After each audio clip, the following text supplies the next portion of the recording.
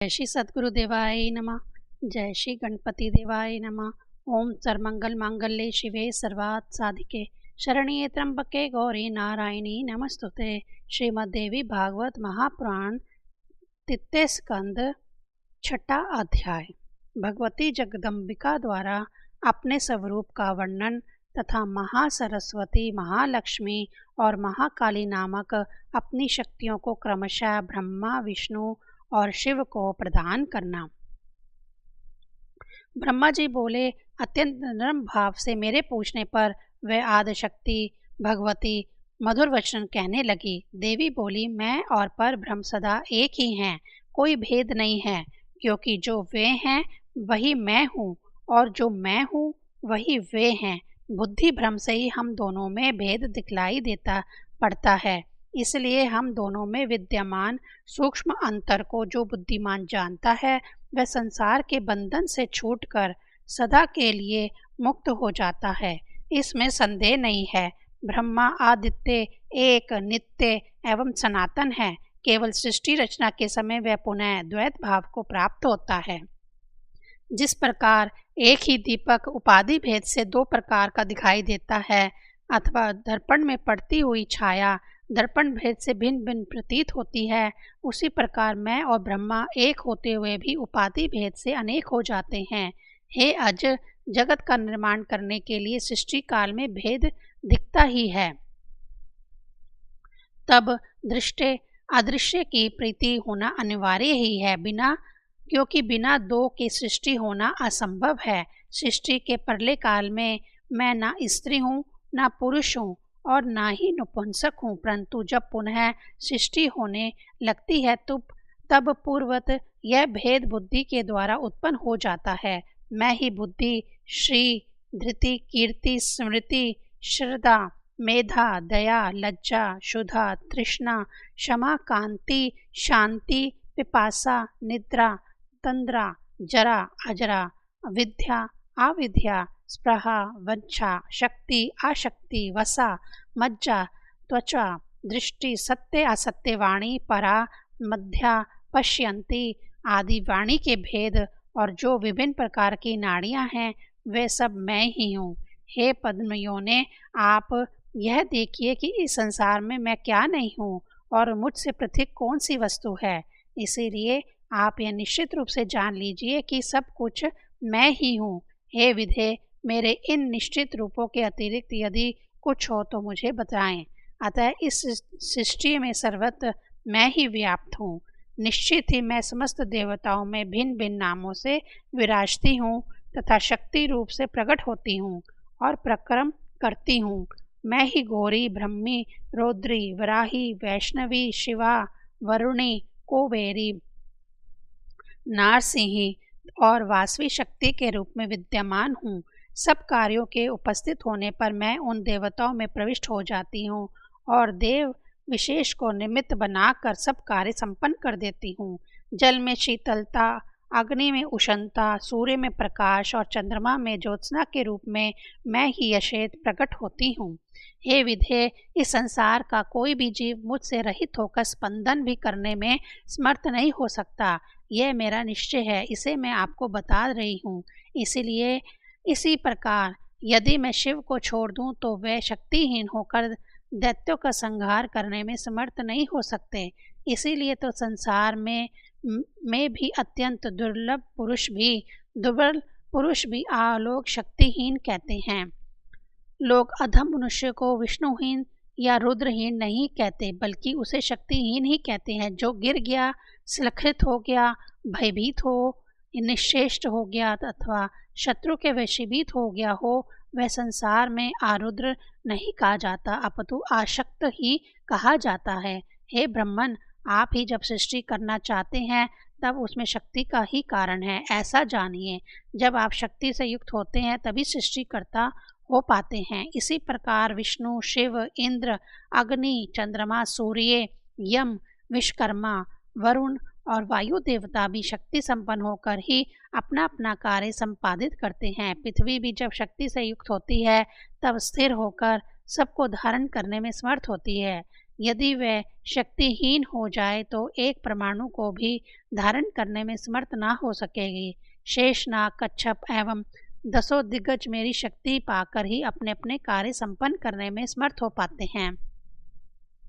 यदि मैं चाहूँ तो संपूर्ण संसार का जल पी जाऊँ, अग्नि को नष्ट कर दूँ और वायु की गति रोक दूँ। मैं जैसा चाहती हूँ वैसा करती हूँ। हे कमल उद्धव, सभी तत्वों के अभाव का संदेह अब आप कभी ना कीजिए, क्योंकि कभी कभी किसी वस्तु विशेष का प्रघाव आदि जिसका आदि ना हो पर अंत हो, तथा प्रसभाव जिसका आदि हो किंतु अंत न हो, उसी प्रकार हो जाता है जिस प्रकार मिट्टी के पिंडों में और कपालों में घटा भाव प्रतीत होता है। आज यहाँ पृथ्वी नहीं है, तब वहाँ कहाँ चली गई? इस पर विचार करने पर वह पृथ्वी परमाणु रूप से विद्यमान तो है ही, ऐसा जानना चाहिए।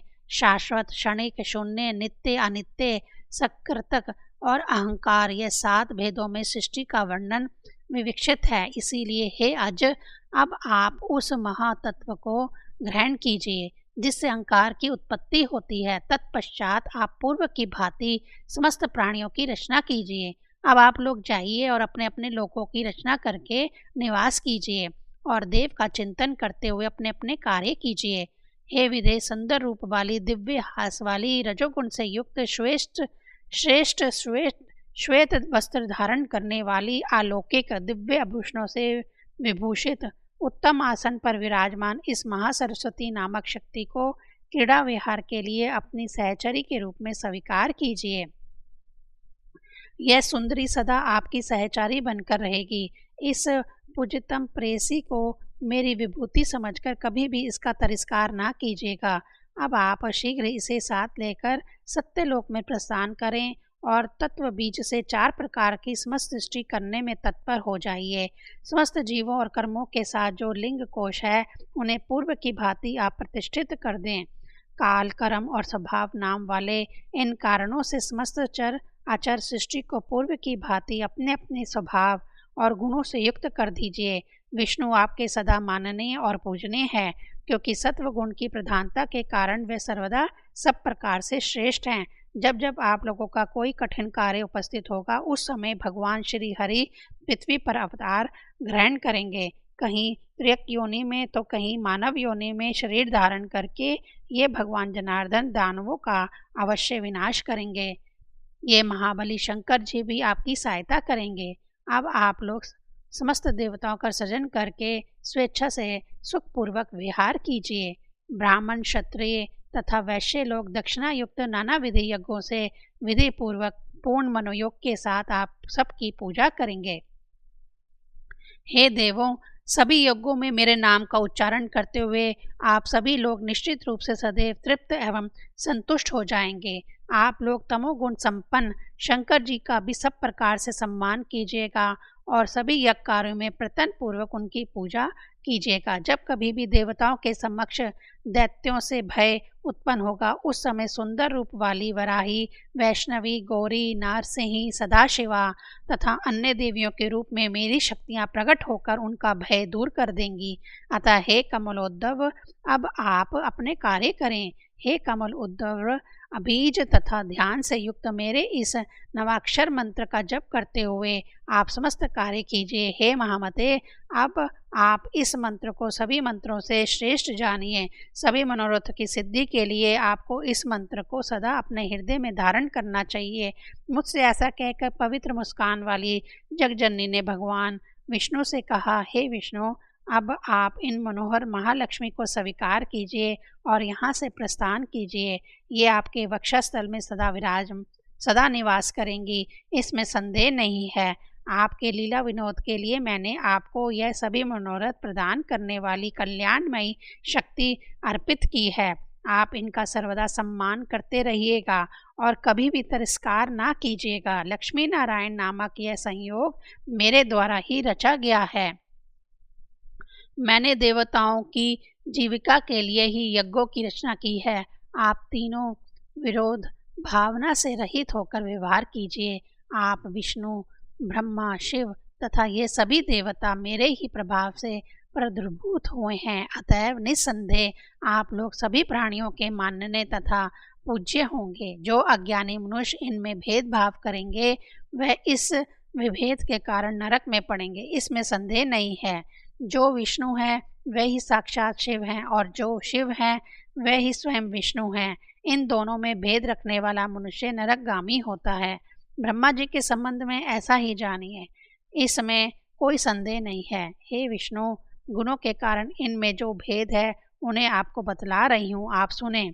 परमात्म चिंतन की दृष्टि से आपका मुख्य गुण सत्व गुण है, दूसरे रजोगुण तथा तमोगुण आपके लिए गुण है। अतः विभिन्न भेद युक्त विकारों में रजोगुण से संपन्न होकर आप इन लक्ष्मी के साथ विहार कीजिए। हे लक्ष्मीकांत, अब मेरे द्वारा आपको दिया गया वांग बीज एंग, कामराज क्लिंग तथा तित्ते माया बीज हिरिंग, इनसे युक्त यह मंत्र परमात्म प्रदान करने वाला है। आप इसे ग्रहण करके निरंतर इसका जप कीजिए तथा सुखपूर्वक व्यवहार कीजिए। हे विष्णु, ऐसा करने से आपको ना तो मृत्यु भय होगा और नहीं काल जनित भय ही होगा। जब तक मैं विहार करती रहूँगी तब तक यह सृष्टि निश्चित रूप से रहेगी, और जब मैं संपूर्ण चर अचर जगत का संहार कर दूंगी उस समय आप लोग भी मुझ में समाहित हो जाएंगे।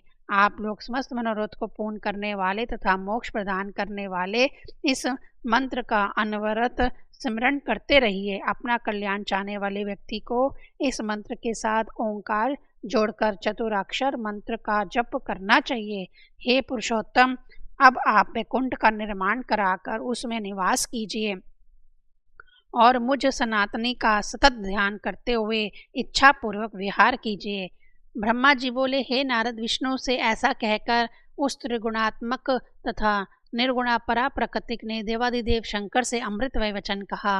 देवी बोली, हे हर, आप इन मनोहरा महाकाली गौरी को अंगीकार कीजिए और कैलाश शिखर की रचना कराकर वहाँ सुखपूर्वक विहार कीजिए। तमोगुण आप में प्रधान गुण के रूप में विद्यमान रहेगा और सत्वगुण और रजोगुण आप में गौण रूप से व्याप्त रहेंगे। रजोगुण और तमोगुण के द्वारा दैत्यों के विनाश के लिए आप वहाँ विहार करें। और हे सर्व, आप परमात्मा का स्मरण ध्यान करने के लिए आप तप कर चुके हैं, अतः शांति प्रधान सत्व गुण का अवलंबन कीजिए। हे अनघ त्रिगुणात्मक, आप तीनों देवता सृष्टि पालन एवं संहार करने वाले हैं। संसार में कहीं भी कोई भी वस्तु इन तीनों गुणों से रहित नहीं है। जगत की जितनी भी दृश्य वस्तु हैं वह सब त्रिगुणात्मक हैं। इस संसार में कोई ऐसी भी दृश्य वस्तु गुण रहित ना तो हुई है और ना होगी। निर्गुण तो एकमात्र वह परमात्मा ही है और वह कभी दृष्टिगोचर नहीं होता। हे शंकर, समय आने पर मैं श्रेष्ठ रूपा ही वह सगुणा और या निर्गुणा हो जाती हूँ। हे शंभु, मैं सर्वदा कारण हूँ, कार्य कभी नहीं। किसी कारण विशेष से मैं सगुणा होती हूँ तो उस परम पुरुष के सन्निध्य में निर्गुणा रहती हूँ। महतत्व, अहंकार, तीनों गुण और शब्द आदि विषय कार्य कारण भाव से निरंतर गतिशील रहते हैं। सत्य से अहंकार उत्पन्न होता है, इसीलिए मैं शिवा सबका कारण हूँ। अहंकार मेरा कार्य है और वह त्रिगुणात्मक रूप में प्रतिष्ठित है। उस अहंकार से महतत्व उत्पन्न होता है, उसी को बुद्धि कहा गया है। वह महतत्व कार्य है तथा अहंकार उसका कारण है। इसी अहंकार से तन मात्राओं की सदा उत्पत्ति होती है। वह तन मात्राएं पृथ्वी, जल आदि पंच महाभूतों का कारण है। सबके सृजन में 5 कर्मेंद्रियां, 5 ज्ञानेंद्रियां, 5 महाभूत और 16वां मन, यह षडात्मक समूह कार्य और कारण रूप होता है। वह आदि पुरुष परमात्मा न कार्य है और न कारण। हे शिवे, सबकी प्रारंभिक सृष्टि की उत्पत्ति यही क्रम है। अभी मैंने आप लोगों को यह उत्पत्ति परंपरा संक्षेप में कही, इसीलिए हे श्रेष्ठ देव, अब आप लोग मेरा कार्य संपन्न करने के लिए इस विमान से प्रस्थान करें। जब आप लोगों पर कोई संकट आएगा तब मैं सिमरन मात्र से तत्काल आप लोगों को दर्शन दूंगी। अतः हे देवों, आप लोग सर्वदा मेरा तथा सनातन परमात्मा का सिमरन करते रहें। हम दोनों के सिमरन से ही निसंदेह आप लोगों की कार्य सिद्धि होगी। ब्रह्मा जी बोले, हे नारद, ऐसा कहकर भगवती ने अपनी अद्भुत शक्तियां प्रदान कर हमें विदा किया। विष्णु को महालक्ष्मी, शिव को महाकाली, और मुझे महासरस्वती प्रदान करके उस स्थान से विदा कर दिया। उनके स्वरूप तथा अत्यंत अद्भुत प्रभाव का स्मरण करते हुए अन्य स्थानों पर पहुंचकर हम लोग पुनः पुरुष रूप में हो गए। तब लौटकर हम तीनों पुनः उसी विमान में बैठ गए। हमने देखा कि वहाँ ना तो वह मणिद्वीप है, ना ही वह महामाया है, और ना ही वह सुधा सागर है। उस समय वहाँ उस विमान के अतिरिक्त और कुछ दृष्टिगोचर नहीं होता था। उस विशाल विमान में बैठकर हम तीनों पुनः उसी महासागर में विद्यमान उस कमल के निकट पहुँचे जहाँ भगवान विष्णु ने मधुकैटभ नामक दुर्ऋषि दैत्यों का वध किया था। छठा अध्याय समाप्त। ओम ऐं ह्रीं क्लीं चामुंडाय विच्चे।